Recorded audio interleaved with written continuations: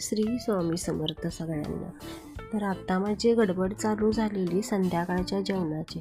संध्याकाळच्या जेवणासाठी मी इथे जरा पीठ मळत होती चपात्या करण्यासाठी. इथे मी चपात्या करण्यासाठी पीठ माझं मळून झालं होतं आणि इथे आता भाजी काय बनवायची याचं मोठं टेन्शन असतं बायकांना. काय रोज रोज भाज्या करायच्या, आमटी काय करायची, भाजी काय करायची, सुक्कं पातळ दोन्ही लागतं बनवायला. म्हणून काय करायचं मी म्हणून मटकी घातली होती भिजायला. त्याला चांगले मोड आले होते. टाकली एका साईडला भाजायला. तोपर्यंत इथं कोथिंबीर, कांदा, टोमॅटो सगळं काही घेतलं चिरून आणि इथं पीठ पण मळून एका साईडला ठेवलं होतं मी.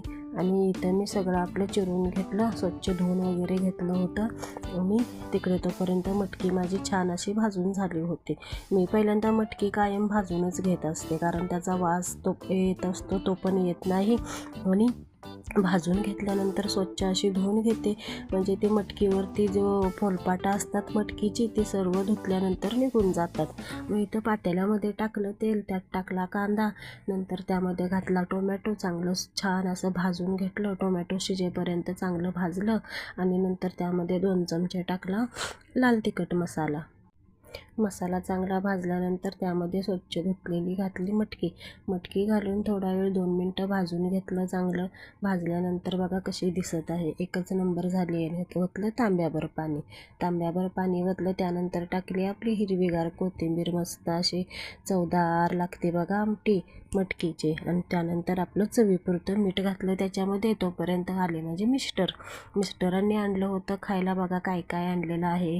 तरी ते आणला होता म्हैसूर पाक आणि खवा आणला होता. तर मी म्हटलं बरंच झालं, चला आता शेवया पण होत्या घरात, म्हटलं आता जरा शेवयाची खीर बनवून घ्यावी. पण त्याआधी म्हटलं एकदा टेस्ट तरी करून बघूया कसा आहे, ताजा आहे की शिळाच दिला आहे बाबानं. म्हणून पहिलं खाऊन बघितला कसा आहे. म्हणून इथे घेतली कढईमध्ये टाकलं 2 चमचे तुपामध्ये बघा टाकल्या शेवया. त्या शेवया ज्या असतात विकतच्या ना त्या रोस्टेडच असतात, पण मी आपल्या थोड्याशा तुपामध्ये परतवून घेते. आणि त्यानंतर परतवून घेतल्या बघा कशा खमंग अशा परतवून घेतल्या. मग त्यात ओतलं आपलं दुधातल्या शेवया खूप छान लागतात आणि खवा टाकल्यावर तर आहा एकच नंबर लागतात. त्यानंतर त्यामध्ये टाकल्या 4 वेलच्या टाकल्यानंतर मी घातला त्यामध्ये खवा. मिस्टरांनी ताजा खवा आणला होता. मग आपली टाकली त्यात साखर टाकली आणि ठेवली आपली खीर शिजण्यासाठी. आणि तोपर्यंत इथं मिस्टर आणि मी दोघे भाजी साफ करत होतो आणि इकडे आपली खीर रेडी झालेली होती. बघा कशी एकदम दाटसर खीर तयार आहे.